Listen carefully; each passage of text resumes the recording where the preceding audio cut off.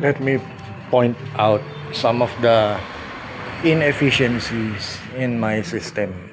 Kahit system ko na lang. Na-analyze ko kasi kung saan pa yung mga mahihina. Napansin niyo tong loop na to? Ano yan? Kahit na malaki yung wire, may resistance pa rin yan. Dapat yan as close as possible to the battery source. So, ang gagawin ko dito, ito, ibabaliktad ko. Nandito yung terminal lugs niya. Nasa kabilang side, nandito. Para konti na lang ang tinakbo doon sa battery terminal. Pangalawa, si Peito. Ang layo ni Peito doon sa battery terminal din. So si Peito siguro ibababa ko somewhere dito. I-mount ko na lang.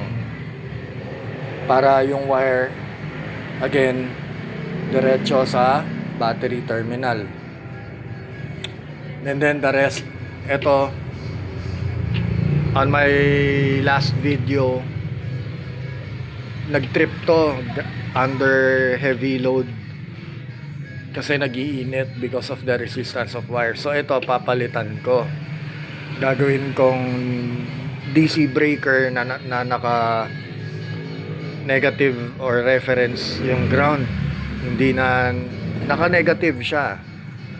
Ang nagtitrip lang positive side.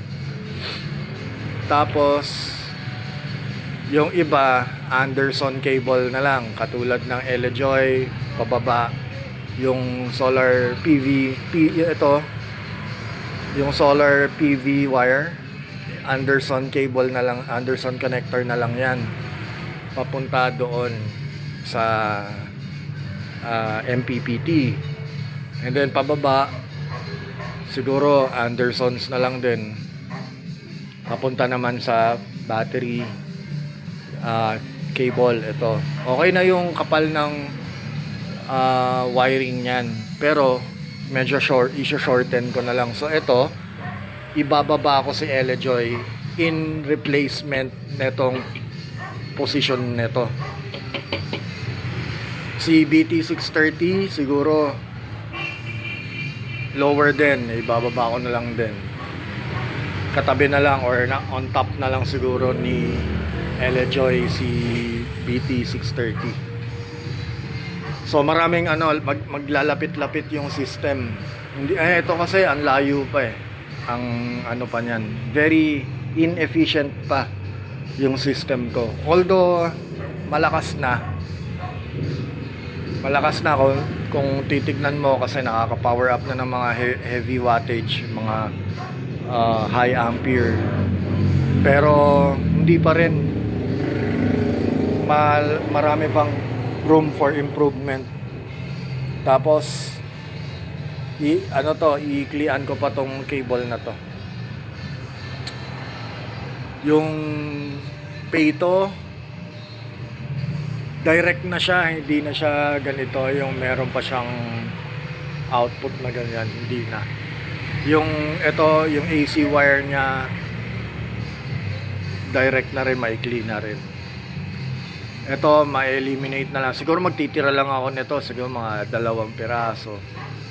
Just for the purpose of disconnecting na lang. Kumbaga, disconnect switch na lang siya. For low power, na lang, low ampere situations na lang. Hindi na siya yung main na protection device. So, yun lamang. Marami pang mga kailangan ayusin sa system. So unti-unti lang.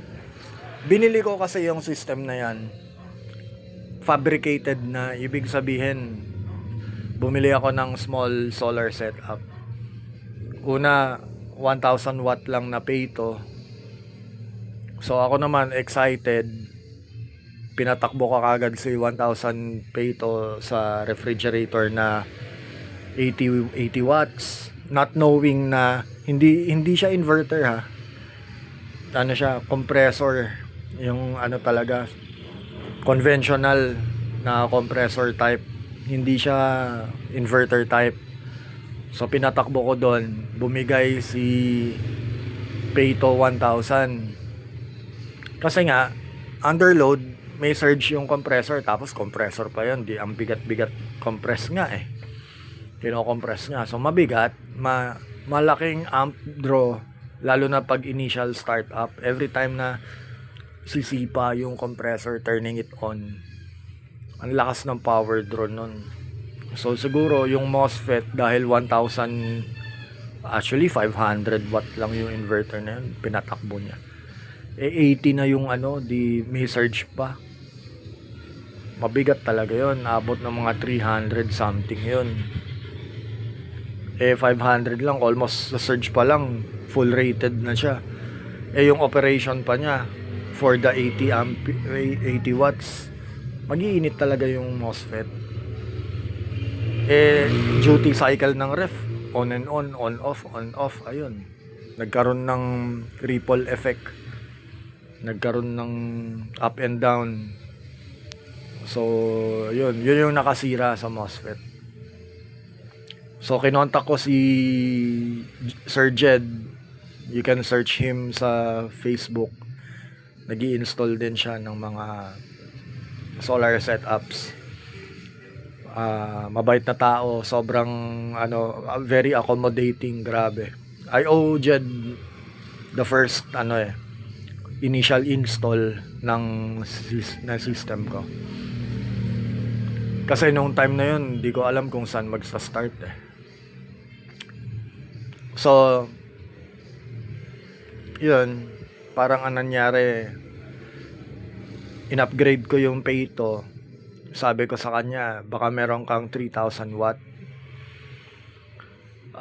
Yung 3000 watt siguro kaya na. Pero alam ko 1.5 pa rin. So I wasn't satisfied. And then someone reached out to me. Sabi niya meron siyang ginawang camper na yung nag-off-grid daw. Nag-upgrade daw yung customer niya ng bagong inverter, mas malakas. So yung binigay na inverter, yun nga yung Adventure Kings 3000. So it was donated to me na lang. Parang nakita niya kasi na, ganda ng, sabi niya, nag-reply siya, ganda ng setup mo ganyan. Ako naman, boss, lang, simple lang, sabi ko. Pa lang mahina pa yan kasi ganito lang, small setup lang, just enough lang para makatipid. Yun ang sabi ko. So yun, doon nag-start. Nagkaroon ako ng ng inverter na maganda. So from there, kausap ko siya, contact ko siya. Sabi niya, you have to upgrade your cables because hindi kakayanin ng 3000 watt yung maninipis na wire. It will burn, it will melt. Trust me, I've been there before. Sabi niya ganun. So I have seen it happen, ganyan, na ganito, ganyan. So lahat ng mga, ako naman, syempre, I follow, good advice yun I follow. So here we are ngayon. Yun, kung ano man yung setup ko ngayon, it's because doon sa mga advice na din sa akin, na pass on din sa akin. So yun lamang. Again, upload lang, share lang. Waiting ako na ma-disconnect si Meralco so that I can go off-grid the buong bahay na. Using 12 volts, 3000 watt power system lang. So, yun lamang. For now, yan muna. Bye-bye!